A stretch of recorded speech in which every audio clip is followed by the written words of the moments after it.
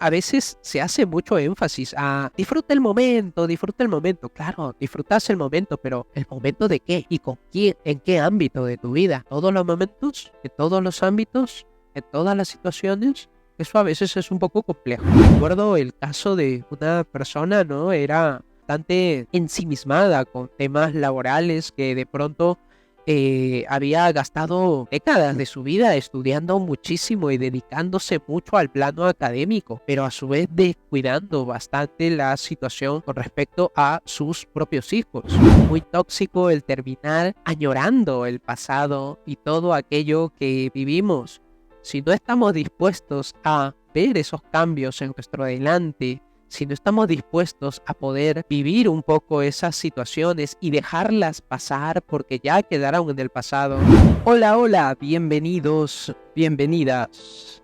Siempre estamos buscando poder tratar de compartir información fiable, toda vez de que en esta red social existen múltiples situaciones que desinforman al público y me gustaría siempre poder estar ahí detrás, tratando de asesorarlos a ustedes, tratar de estar con ustedes, tratar de responder todas las preguntas que siempre nos dejan y bueno, en la medida de lo posible, hacer un espacio en la agenda para poder tener de lleno esta red social y poderlos siempre asesorar.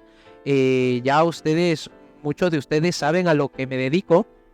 Soy psicólogo de profesión, tengo formación clínica en tratamiento psicológico y bueno, mi, mi foco del asunto es atender a personas que vienen de historial de conducta suicida sobre todo.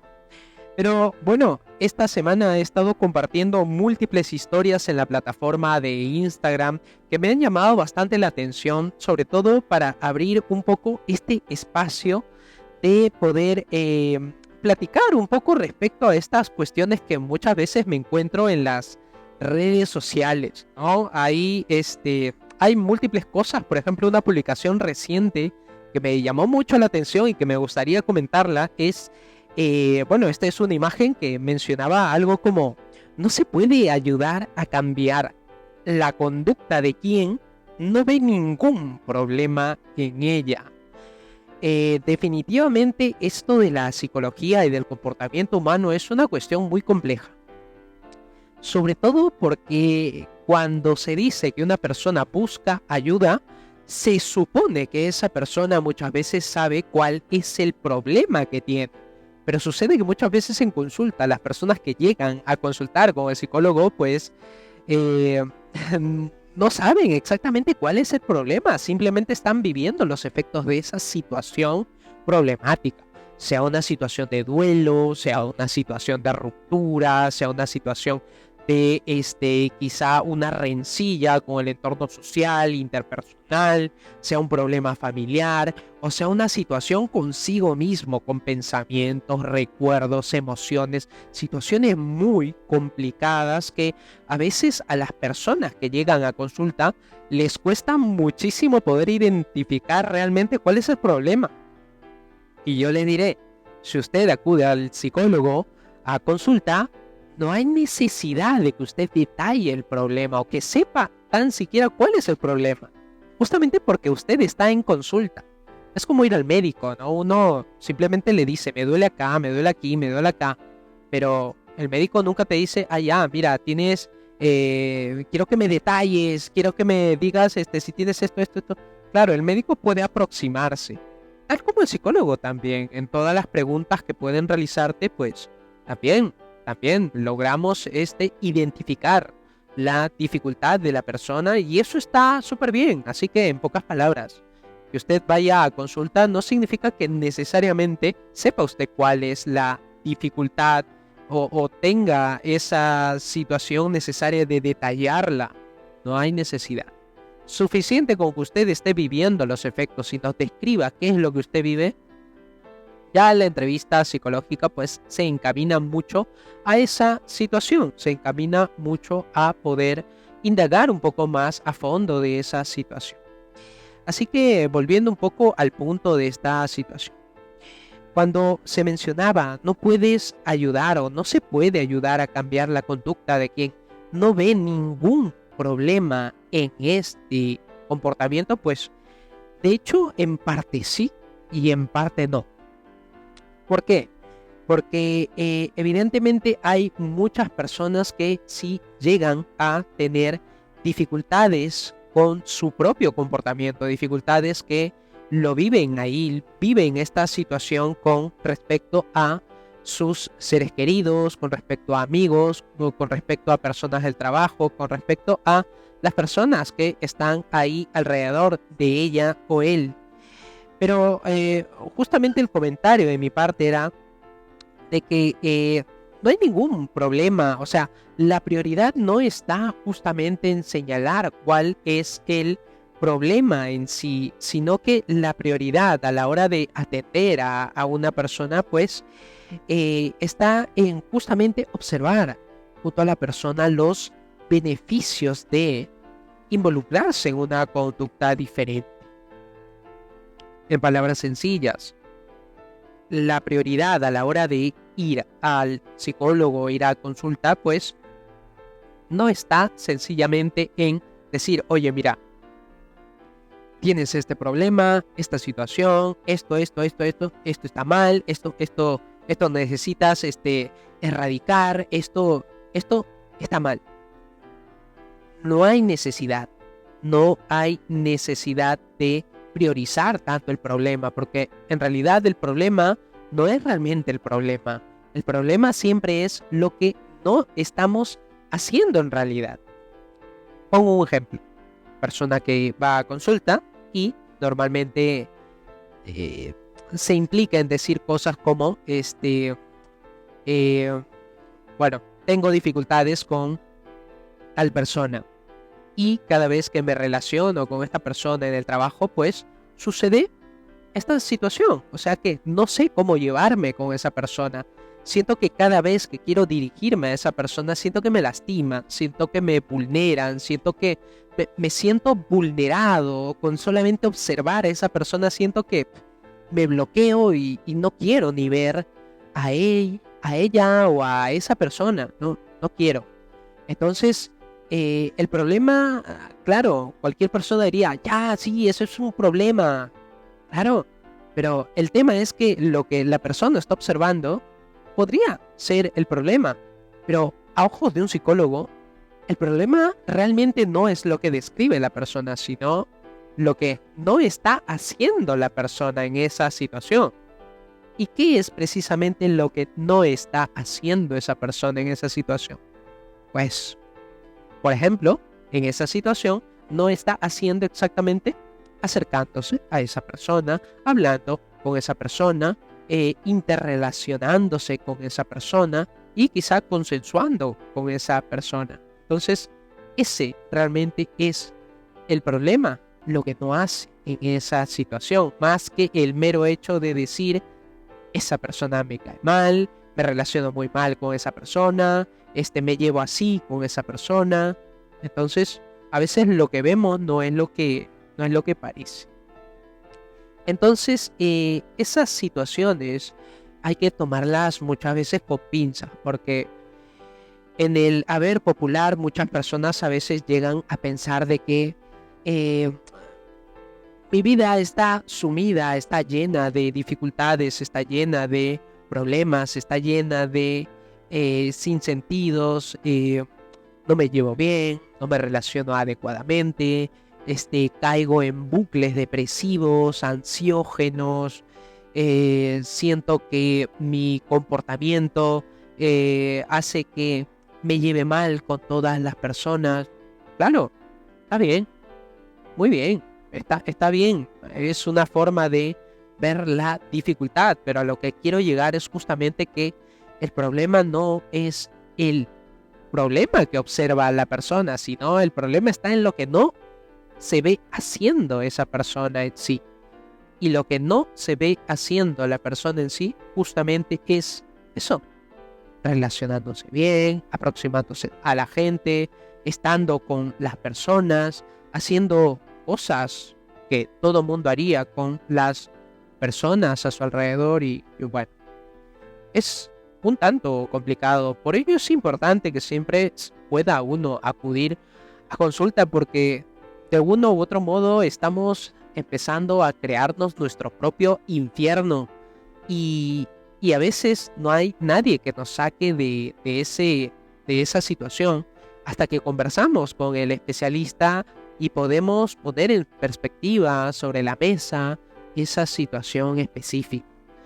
Entonces, eso es un poco lo que sucede. Muchas veces necesitamos tener un segundo punto de vista profesional que nos pueda ayudar a poder observar esa situación de una manera distinta como la observamos nosotros. Y así muchas veces estamos pues sencillamente viviendo quizá, ¿no? Vidas un tanto insatisfechas por, ¿qué digo? ¿No? 1 año, 2 años, 5 años, 10 años, 20, 30, 40 años. O sea, allá afuera hay un poco de todo. Hay un poco de todo. Tanto que hay personas que sí, eventualmente llegan a darse cuenta, a recapacitar un poco en cómo cambiar, en cómo modificar un poco ese comportamiento, aunque llegado a cierta edad, 30, 40, 50 años, es un poco mucho más complicado comparado con un niño, un adolescente, un adulto joven todavía, pues hay lugar a cambios mucho más fáciles.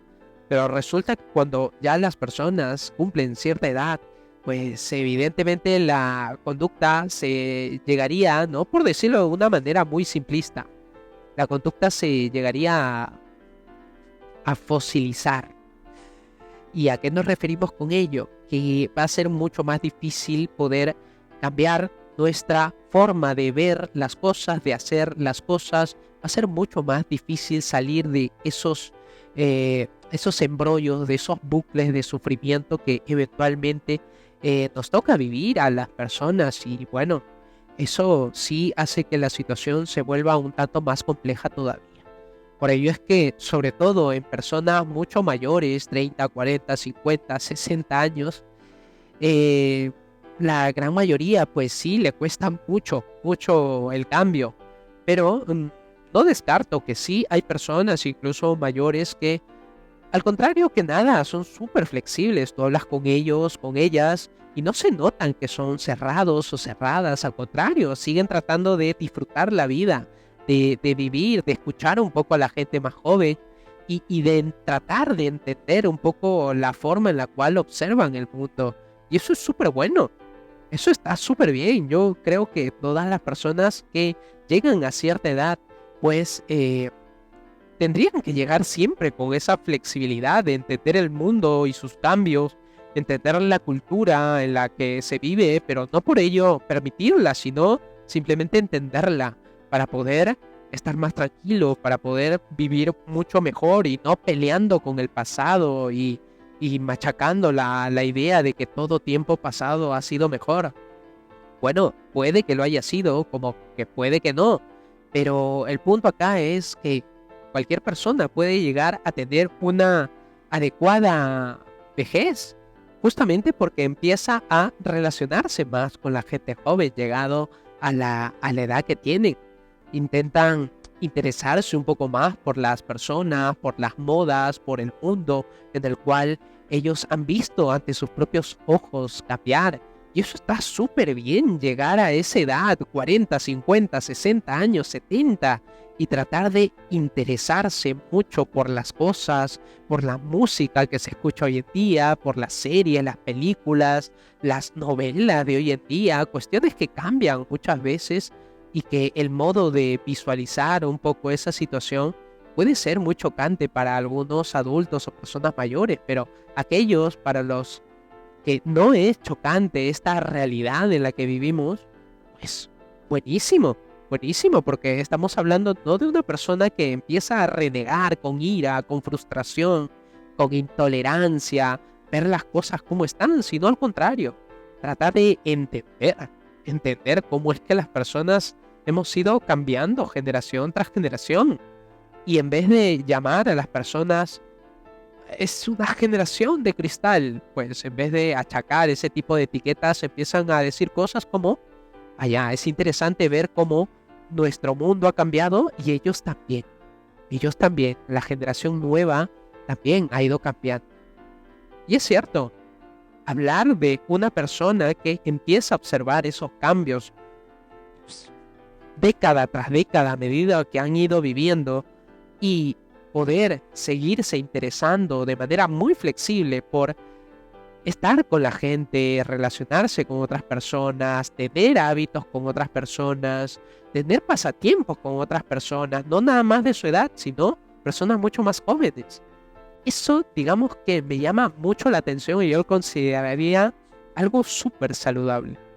Porque no estamos viendo a una persona renegada de la vida, a una persona que, al contrario que nadie intenta destruir toda la realidad que observa. Al contrario, observamos a una persona mucho más centrada, mucho más especial a la hora de evaluar un poco cómo han cambiado las cosas, cómo han cambiado la vida, los estilos de vida, la forma de hacer las cosas, esa innecesidad del ser humano ahora de tener que ir a rentar una película cuando simplemente enciendes el Netflix y tienes un catálogo tremendo. O sea, personas que empiezan a evaluar un poco esa situación de la manera más flexible y saludable posible. A mí particularmente me gustaría llegar a esa edad, 60, 70 años, y seguir admirando cómo los cambios de nuestra cultura, de nuestra sociedad y, bueno, sobre todo de las personas, pues han ido pues aplicándose, ¿no? En conjunción con todo. Sería algo interesante y no llegar pues a una edad en la cual lleguemos a quejarnos de que el pasado siempre ha sido mejor y que el presente pues es un caos o algo así.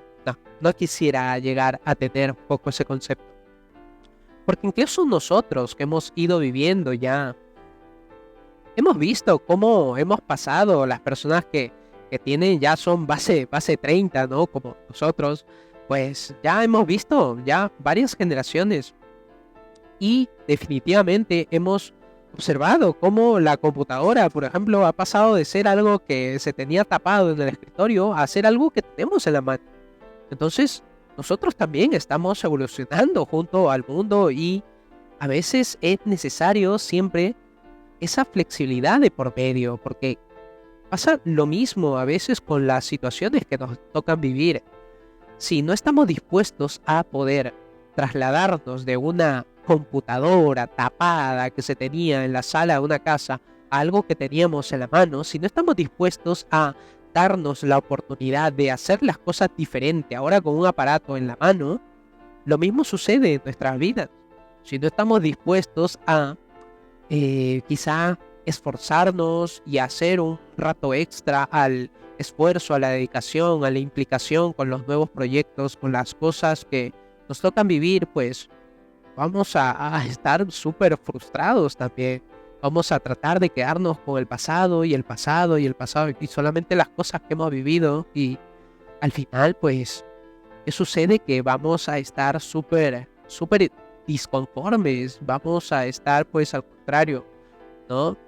Bastante, bastante quizá iracundos, conformes, vamos a quizá tener un poco ese recelo y esa desazón de quizá que las cosas cambien y que nosotros nos queramos quedar con el pasado, pues eso al contrario nos va a anclar muchísimo más a aquello que hemos ido viviendo y bueno, anclarse con un pasado siempre es muy tóxico el terminar eh, añorando el pasado y todo aquello que vivimos. Si no estamos dispuestos a ver esos cambios en nuestro adelante, si no estamos dispuestos a poder vivir un poco esas situaciones y dejarlas pasar porque ya quedaron en el pasado, si no estamos dispuestos, entre comillas, a soltar un poco esa añoranza por el pasado, por más cosas bonitas que hayamos vivido, pues vamos a entrar en un bucle muy importante y muy significativo de sufrimiento, de intolerancia, de insatisfacción con la propia vida. Y eso es muy peligroso. En consulta normalmente sí hay personas que muchas veces, por ejemplo, recuerdo el caso de una persona, ¿no? Era Era una persona bastante ensimismada con temas laborales que de pronto había gastado décadas de su vida estudiando muchísimo y dedicándose mucho al plano académico, pero a su vez quizás descuidando bastante la situación con respecto a sus propios hijos. Y después de 40 años de haber vivido, pues termina dándose cuenta de que le ha dedicado mucho tiempo de su vida que nadie le va a devolver al ámbito más académico. Y eso ya es una situación más que problemática. Justamente porque si nada más tenemos una única fuente de alegrías, por decirlo de manera sencilla, una única fuente de alegría, una única fuente de felicidad, entre comillas, va a ser muy, pero muy complicado poder tener una buena vejez, porque nada más dependemos de un solo ámbito.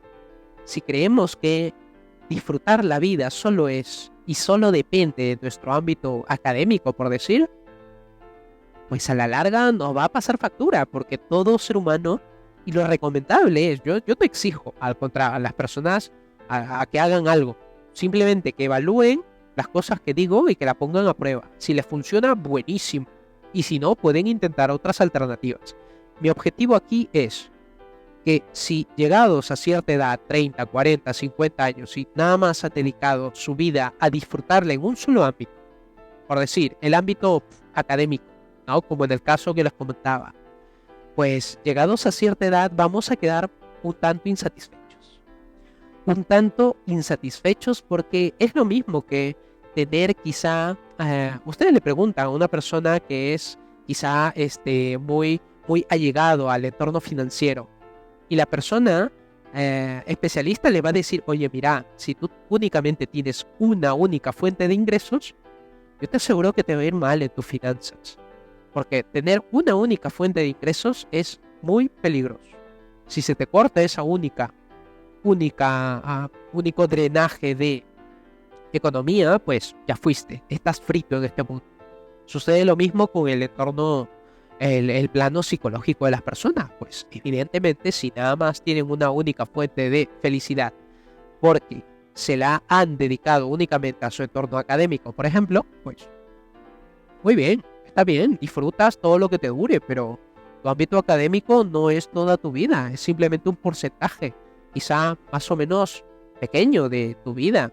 Y si lo demás es al contrario, no se le ha dedicado esa importancia, ese interés, esa necesidad quizá o ese impulso quizá de construir en esos demás ámbitos, pues después nos estamos ahí con esa situación bastante clásica de que estoy viviendo un cuadro depresivo, estoy muy preocupado por el futuro, y empiezan ahí con una especie de trastorno mixto ansioso depresivo, ¿no? Y a veces eso sucede, y es que a veces se hace mucho énfasis a disfruta el momento, claro, disfrutas el momento, pero ¿el momento de qué? ¿Y con quién? ¿En qué ámbito de tu vida? ¿Todos los momentos? ¿En todos los ámbitos? ¿En todas las situaciones? Eso a veces es un poco complejo. Como dirían, los extremos son malos. Los extremos siempre son malos. El equilibrio justamente está en ir construyendo un tanto y dándole bastante énfasis a todos esos ámbitos que tienen las personas. Si de plano te ha ido muy bien y te sigue yendo muy bien porque estás construyendo muchas cosas en tu plano académico, excelente. Si has elegido una carrera que te gusta estudiarla, te gusta aprenderla, entenderla, compartirla, enseñarla, buenísimo. Ya creaste una fuente de reforzamiento súper bueno, nutritivo, que te puede ayudar quizá a mejorar las cosas y a disfrutar tu vida en ese ámbito. Pero si también le has dado mucho énfasis al plano laboral, buscando un trabajo más o menos bien pagado, quizá un trabajo que, más allá del dinero que tú ganes, disfrutas lo que haces. Porque, ojo, eso es algo que pocas veces se menciona. El punto no está en cuánto ganes, sino lo que tú haces para ganar ese dinero. Si al final de todo, al final del día te sientes conforme, satisfecho, incluso en ese mismo instante de ir ejerciendo esa profesión, ese trabajo, porque lo disfrutas como tal, ya se puede decir que has creado otra fuente de reforzamiento, que al final del día tú te vas contento a tu casa por las personas quizá que has ayudado, por las cosas que has hecho el día de hoy, por los aportes que has brindado a otros seres humanos o a la sociedad con el servicio, con el producto que haces o que vendes o que das. Entonces nos damos cuenta de que evidentemente hay muchas cosas que siempre ameritan construcción por parte de nuestros ámbitos como seres humanos. Si en el ámbito académico entonces ya hemos construido algo súper bonito, una carrera que nos gusta, algo que nos gusta estudiar, aprender, enseñar, muy bien, una fuente de reforzamiento, excelente. Si en el ámbito laboral nos hemos implicado más en encontrar un trabajo que nos permita hacernos sentir bien, hacernos sentir gratificados, hacernos sentir que somos útiles para otras personas, para la sociedad. Excelente, una segunda fuente de reforzamiento. Si en el plano amoroso, eventualmente hemos dado con una persona que, pues, también como nosotros, quiere construir muchas cosas desde abajo y goza cada vez que van avanzando juntos en la vida. Excelente, muy bien, se puede decir que hay una tercera fuente de reforzamiento también, que podrían bien ser nuestras parejas, sean nuestros esposos, nuestras esposas y tal. El punto está en que hemos creado ya hasta aquí 3 fuentes de reforzamiento, que sería formidable siempre tener eso. Y si en el plano social, por ejemplo, sucede lo mismo, siempre estamos implicándonos con personas a nuestro alrededor, mejores amigos, mejores amigas, que nos involucren en sus asuntos, disfrutemos cosas con ellas o con ellos. Ya se podría decir que hemos creado una cuarta fuente de reforzamiento. Y eso está súper bien, porque al final es algo que nosotros construimos, es algo que nosotros hacemos, es algo que nosotros disfrutamos. Y con 4 fuentes de reforzamiento, buenísimo. Si que queremos añadir un quinto, podría ser algo más estilo que haríamos para la sociedad. Por ejemplo, obras de caridad, donativos, involucrarnos en voluntariados, ONGs, que dicho sea de paso, nos metemos ahí, nos involucramos justamente porque también nos sentimos esa gratitud, sentimos ese disfrute de estar al servicio de otras personas, de poder ayudar a los demás. Y si al final del día nos quedamos súper contentos con eso que hacemos, pues excelente. Muy bien, ya hay 5 fuentes de reforzamiento que pueden ser formidables. Y una persona así puede añadirle incluso una sexta fuente de reforzamiento que podría ser quizá el cuidado personal que pueda tener la misma persona. Por ejemplo, ir al gimnasio, hacer baile, gimnasia, salir a pasear a solas, comprarse algo que le gusta o hacer algún deporte que nos gusta. Allá, mira, hay múltiples formas y oportunidades para poder crear esa sexta fuente de reforzamiento que gira en torno a nuestro ámbito más personal. Y eso está súper bueno. Eso está buenísimo. Una persona que se involucra con esos 6 ámbitos nada más. Incluso podríamos añadirle otros demás ámbitos. Un ámbito quizá más espiritual para las personas que son creyentes de alguna religión en específico. También involucrarse con sus iglesias, involucrarse con las personas que profesan también la misma creencia, la misma religión. Eso también es una séptima fuente de reforzamiento. Y qué bueno siempre darle ese énfasis a estos ámbitos de nuestra vida. Y al final, llegados a cierta edad, 40, 50, 60, 70 años, muchas personas ya estarían dentro de lo que se podría catalogar como tener una vida bien vivida, que ha sido muy significativa, porque no nada más hemos dependido de una sola fuente, de un solo ámbito, sino de múltiples. Múltiples que nosotros hemos ido construyendo a medida que hemos ido viviendo. Y eso está súper bien. Eso sería quizá lo más recomendable. Más que el hecho de decir, tienes que tener mentalidad de tiburón, porque tienes que tener dinero, y si no tienes dinero no eres nadie, tienes que haber viajado. Oye, es que a veces esas recomendaciones se dan en el vacío. Ahí en la cultura popular muchas veces se repite y se repite y se repite el hecho de tener dinero, dinero, dinero, dinero. Está bien, nadie niega que el dinero sea importante en esta sociedad, en esta cultura. Pero el tema es, ¿qué haces para conseguir ese dinero? Y si eso que haces lo disfrutas, ya ganaste. Y no te hablo de ganar dinero, sino que ya ganaste esa sensación de vivir bien, de disfrutar la vida, las cosas del mundo, a pesar de los infortunios que tenga esta sociedad. Pobreza, situaciones de desesperanza, situaciones de incertidumbre política, educativa y demás. Pero si a pesar de eso estamos haciendo cosas para poder tener dinero, pero ojo al detalle, quiero hacer énfasis acá. No se trata del dinero que ganes, sino de lo que haces mientras ganas ese dinero. Solo ahí vamos a sentirnos pagados incluso sin haber cobrado.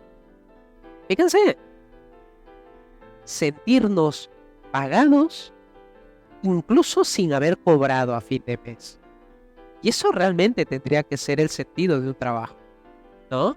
Sé bien que hay muchas personas por situaciones X que no se pueden dar ese lujo de elegir el trabajo, dónde quieren trabajar, porque a veces nos toca lo que nos toca, sobre todo cuando somos muy jóvenes y tenemos que pagar esa especie de derecho de piso, entre comillas. Pero el punto acá está en justamente que aquello que hagamos mientras ganamos ese dinero es mucho más valioso que el dinero en sí que estamos ganando. Porque el dinero al final se gasta. Lo gastamos en cualquier cosita, cualquier baratija, cualquier chuchería. Y eso nos dura, ¿cuánto? Una hora. La novedad, ¿no? Pero, ¿qué sucede cuando en realidad, pues, hacemos cosas y nos sentimos hasta incluso pagados antes de el mero hecho de haber cobrado? Eso ya es mucho más valioso, más gratificante. Y eso tendría que ser al final a lo que dedicásemos quizás nuestras vidas. Y aquí quiero citar a lo que mencionaba un tanto el maestro Mujica, ¿no? El expresidente de Uruguay. Y decía cosas muy interesantes que yo también los pensaba y de pronto decía, oye, este señor, sí, un aplauso. Él decía cosas como, mira, cada cosa que tú te compras al final, no la compras con dinero, sino que la compras con el tiempo de vida que tú has dedicado para comprarte eso. Y ese tiempo de vida, pues evidentemente nadie te lo devuelve. Entonces, más allá de tener dinero o comprar objetos, está en lo que hace uno para poder ganar ese dinero en sí. Así que, bueno, creo yo que estos apartados, estos alcances que he compartido en este directo, que dicho sea de paso a mí, independientemente de que haya personas y tal, porque fíjense, esta cuenta recién empieza. Yo todas estos alcances los voy a compartir con mis consultantes, con las personas que ya han llevado psicoterapia conmigo y con los futuros consultantes. Y todo esto lo estoy grabando y lo estoy adecuando a videos de YouTube larguitos de media hora, 40 minutos, para poder compartirlos con las personas que han llevado ya terapia conmigo y que han venido a consulta, o con personas que quieran también involucrarse con este plano psicológico de sus vidas. Entonces, a mí lo que me interesa es justamente esto: generar este contenido que comparto a través de esta red y poderla guardar en una especie de biblioteca digital para compartirlo también con mis consultantes, con las personas que, bueno, les interesa mucho este campo. Así que, bueno, creo yo que he ido compartiendo bastantes bastante datos sobre cómo quizá podríamos asumir esta estrategia para tener una vida mejor y una vejez mejor a largo plazo. Más que el mero hecho de decir, mira, tiene depresión, haz esto. Tienes ansiedad, haz esto. Tienes TOC, haz esto. Tienes trastorno límite, haz esto. Eres bipolar, haz esto. Que no. Las cosas del mundo, las cosas de la vida van más allá de una etiqueta. Nada ni nadie va a poder comprendernos en sí si sencillamente estamos hablando más de etiquetas, de diagnósticos, de conocer realmente a la persona.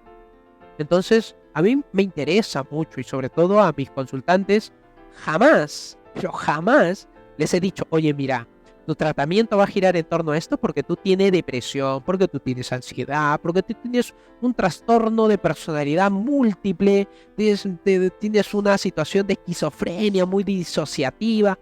En absoluto. Las personas no son un diagnóstico, no son una etiqueta. Las personas son personas. Tratan de estar muy bien con lo poco que tienen y con las cosas que tienen de momento. En pocas palabras, las personas siempre tratan de estar bien haciendo las cosas mal, entre comillas. Y las hacen mal no porque quieran hacerlas mal, simplemente porque nadie los ha ayudado, nadie les ha enseñado, con nadie más han descubierto hacer las cosas diferentes. Y ya está. Aquí no hablamos de que ay, el típico paciente que va al médico y que por culpa del paciente, del mismo paciente, el paciente está así. Se ha ganado su enfermedad, ¿no? En psicología no pasa eso, porque dicho sea de paso, no vemos enfermos. Vemos personas comportándose y bueno, personas que eventualmente hacen lo que pueden con lo que tienen de momento, como ya lo había señalado.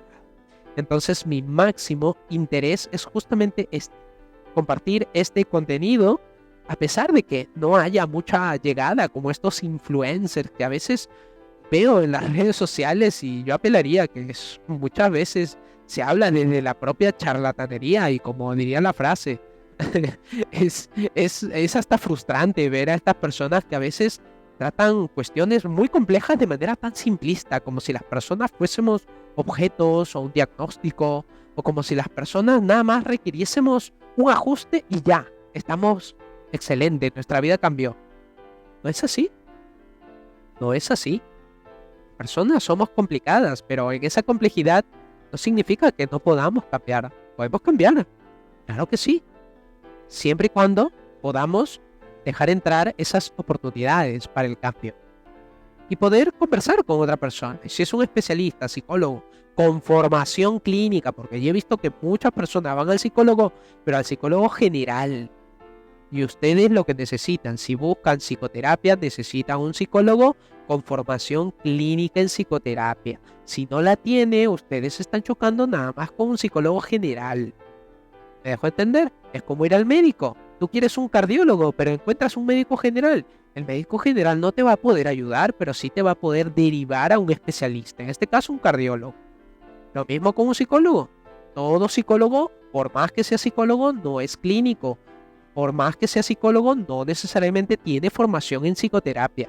Así que, si por A o B buscan esta situación, necesitan un profesional que tenga formación clínica en psicoterapia avalada científicamente, búsquenlo. Hay muchas opciones, pero siempre requieran eso. Señor psicólogo, ¿usted es terapeuta o es psicólogo general? Y de repente le dice, no, yo soy psicólogo organizacional. Salga de ahí, no lo va a poder ayudar, porque su enfoque es distinto. Su objetivo dentro de la profesión no es atender personas, sino poder ver entornos más empresariales y todo ello. No lo va a poder ayudar. Así que cuidado con confundir. Todo psicólogo no es clínico y mucho menos o necesariamente sea psicoterapeuta. No lo es. Así que ojo con eso. Cuidado que muchas veces conversando con personas me dicen, oye, yo fui al psicólogo, no me ayudó. Pero, ¿era psicólogo con formación clínica en psicoterapia? No. Ay, con razón. Con razón. Con razón. Entonces, cuidado con eso. Siempre pregunten a su psicólogo de confianza. Y si este no tiene la formación clínica, que lo derive con un especialista.